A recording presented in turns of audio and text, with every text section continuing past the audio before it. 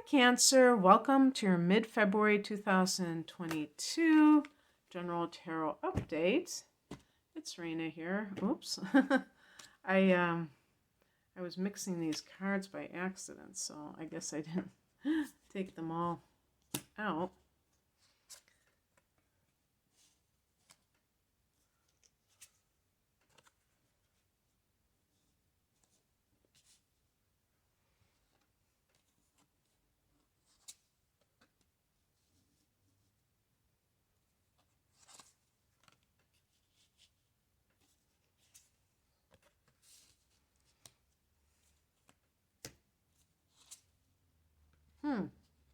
I just got the World card for, what sign was it?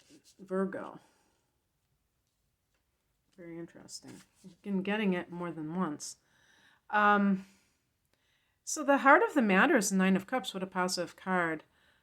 You can, even if you didn't ever see this deck before and you didn't know what Nine of Cups represents, Cancer, you might think that it's something positive.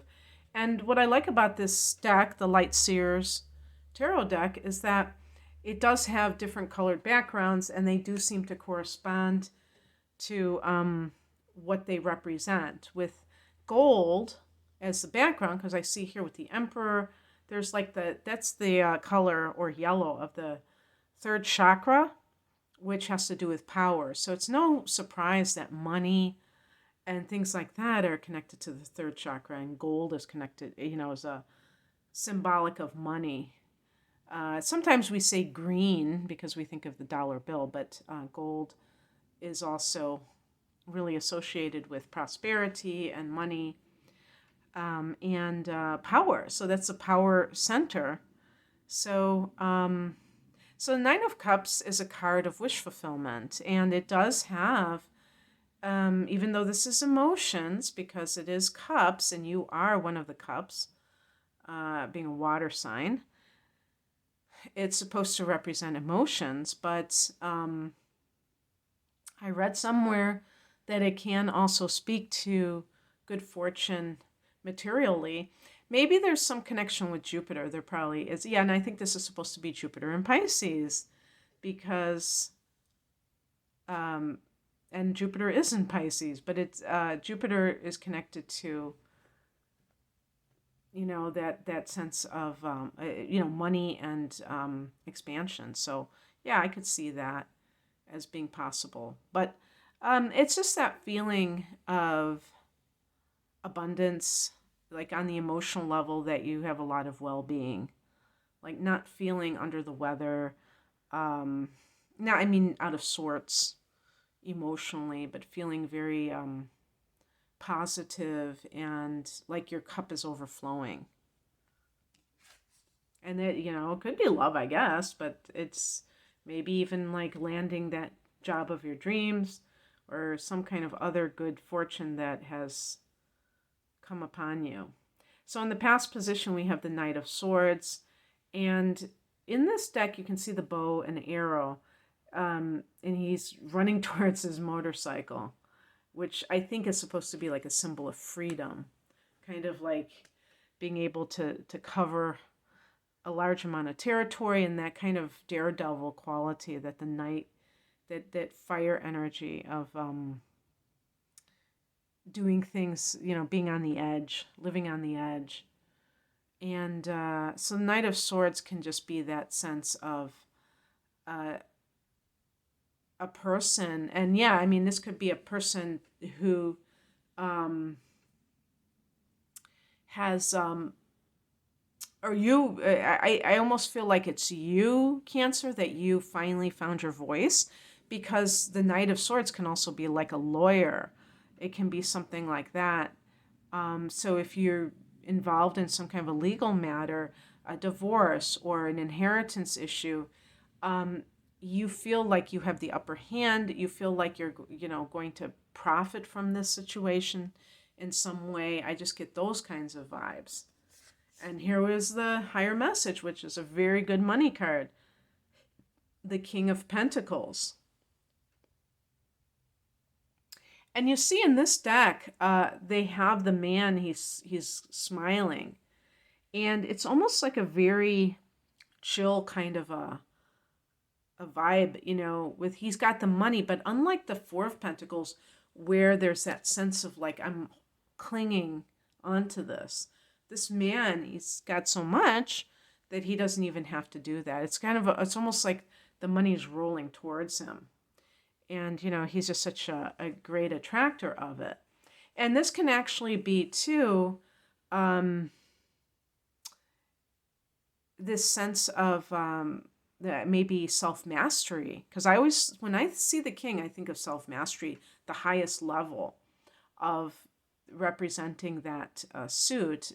In this case, the earth element of the pentacles is that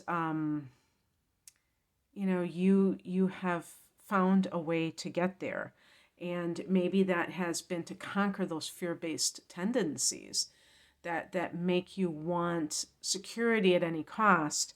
But then there's not that sense of it's almost like this constricted energy, like when you're nervous about something, you can't have the coins rolling towards you, because you have this force field that's kind of resisting, because you're so tense. But also, it's almost like this contrast. We have the Nine of Cups sandwiched between the Knight of Swords and the King of Pentacles. In terms of like ages, we would say that the Knight is a young man and the King is a mature man, but I don't like to limit it to chronological age. It can simply be maturity level. So you may have met somebody who is a very stable person, maybe financially secure, but also very just, maybe this person is much more stable emotionally, even though this is not really representing emotions, but just by nature of their personality, they are. And you've been dealing with someone that's kind of volatile or very unstable, and you feel this sense of, this is what I've been looking for with this King of Pentacles. What crosses you is the Seven of Swords. So there may be some kind of a treacherous situation involved where you are, you see that, you might have even thought that was, it's so bright that it's almost like the sun, but it's moonlight.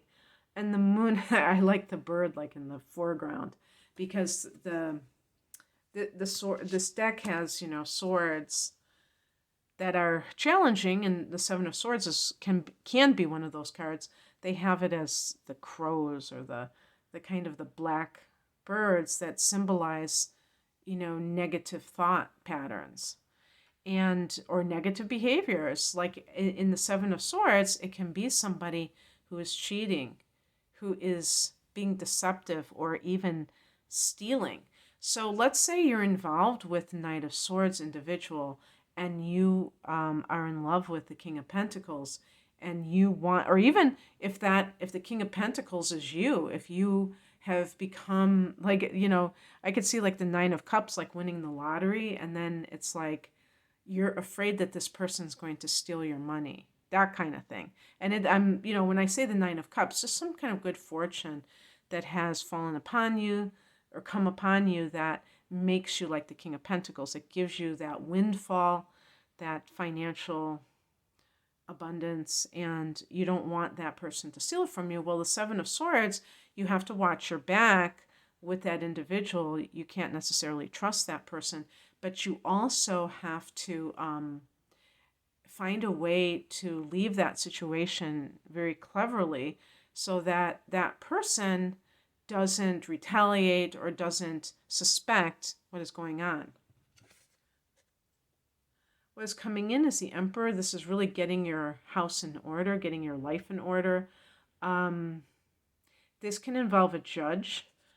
So if you are awaiting a legal matter and you know that you are on good grounds, and that's what the Nine of Cups is, then it's just a matter of the waiting game.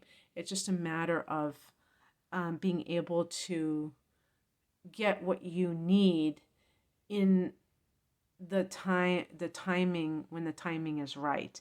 And you have to be, while you might be waiting for some kind of decision or situation to clear, you can be getting yourself together in all areas of your life.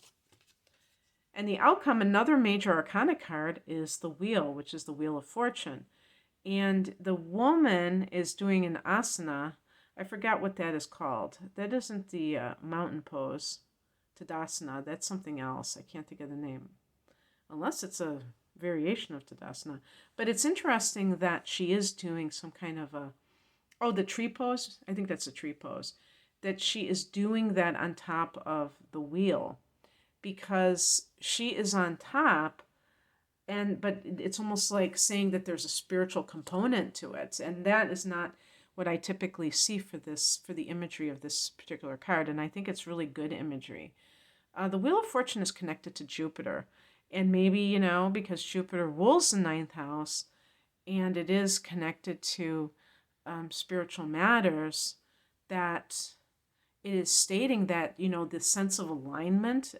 The Wheel of Fortune sometimes is connected to luck, and I like to say alignment is based on your vibration, and that, you have to do your practices in order to maintain that vibration. Yes, of course, sometimes we're in a good mood, or sometimes something good happens to us, and it's not that, some people say, oh, pray to God and then good things will happen, but it's not really, that's not what I'm talking about, of like, that you're necessarily praying to God, but that you are calming the mind, getting yourself still, connecting with your higher self, and then that helps you to become aligned.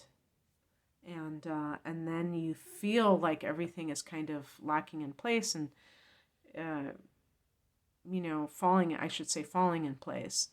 And that things seem magical, that it seems like you don't have to work as hard, and you get more return from it. And it's right under the King of Pentacles, so that might be something along the lines of financial abundance. But in any case, it's a very good card to get, and I'm glad that's the last card of the reading, Cancer. So there you have it. I hope that you resonated with this, Cancer. If you would like a private reading, the link is below. I do a lot of chart readings, and I have a deep dive reading, which is a combination natal chart analysis and the transits, some of the major transits for the next 12 months for a special price. It's at least 2 hours in length. And I have that's called deep dive, and I have other types of readings. Thanks for watching. Take care. Bye.